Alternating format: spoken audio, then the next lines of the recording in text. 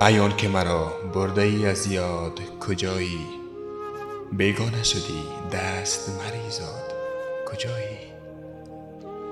در دام توام نیست مرا راه گریزی، من عاشق این دام و تو صیاد کجایی؟